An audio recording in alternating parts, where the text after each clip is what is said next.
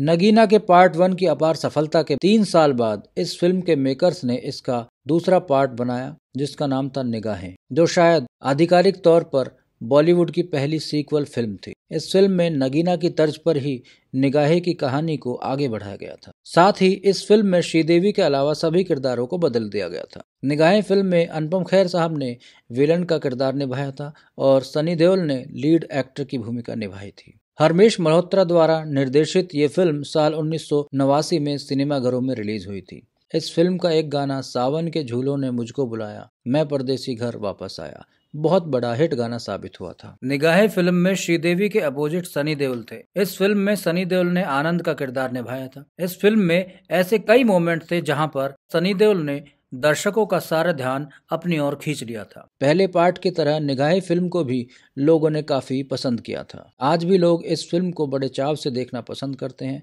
हालांकि ये एक बहुत बड़ा इत्तेफाक है कि इस फिल्म को दर्शक टीवी पर या इंटरनेट पर देखना बहुत ज्यादा पसंद करते हैं, लेकिन जब ये फिल्म सिनेमा घर पर रिलीज हुई थी तो ये फिल्म ज्यादा कमाल नहीं कर पाई थी। अनुपम खेर ने अपने एक इंटरव्यू में बताया था कि नगीना बहुत बड़ी हिट साबित हुई थी और हिंदी फिल्म इंडस्ट्री में पहली बार उसका सीक्वल निगाहें बन रहा था। जब अनुपम खेर साहब को नगीना के सीक्वल यानी कि निगाहें में श्रीदेवी और सनी देओल के साथ काम करने का मौका मिला तो वो बेहद खुश हुए थे, क्योंकि पहली फिल्म में अमरीश पुरी मर जाते हैं।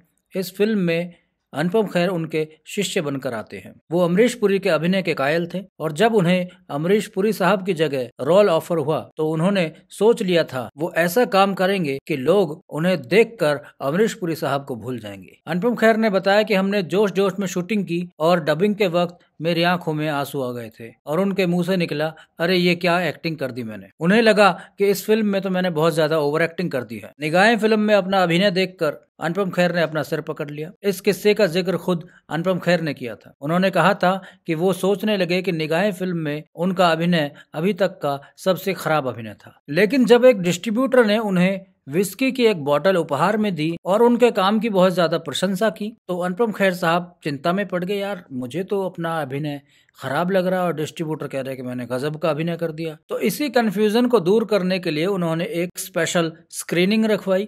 अनुपम खेर अपनी फिल्मों का ट्रायल देखने कभी किसी को नहीं बुलाते हैं, लेकिन निगाहें फिल्म के लिए उन्होंने अपने दोस्त यश चोपड़ा, उनकी पत्नी और रेखा और अपनी वाइफ किरण खेर को कुछ खास दोस्तों के साथ इस फिल्म को देखने के लिए बुलाया। अनुपम खेर ने अपनी वाइफ किरण खेर से कहा कि चलो मैं तुम्हें दिखाता हूँ कि मैंने कितना शानदार अभिनय किया। फिल्मालय में इस फिल्म का ट्रायल शुरू हुआ। उन्होंने कहा कि किरण खेर को ऐसे आयोजनों में मेरा हाथ पकड़ने की बहुत आदत है। फिल्म शुरू हुई तो पहले सीन के बाद उसने मेरा हाथ छोड़ दिया। हमारे सामने की लाइन में मैंने देखा कि यश चोपड़ा साहब की वाइफ पाम अपने पति यश चोपड़ा साहब से कह रही है कि डार्लिंग मुझे ये फिल्म कुछ ज्यादा अच्छी नहीं लग रही है। तीसरे सीन के बाद किरण खेर ने सीट बदल ली और मुझसे दूर चली गई, मानो वो कह रही हो कि वो मुझे जानती तक नहीं। अनुपम खेर आगे बताते हैं कि जब अपना तीसरा सीन देखा तो वो बेहद निराश और शर्मसार हो गए और चौथे सीन के बाद रेखा ने मुझे बताया कि अगले दिन उनकी शूटिंग बहुत अर्ली मॉर्निंग में है, इसलिए उन्हें जाना पड़ेगा और वो वहां से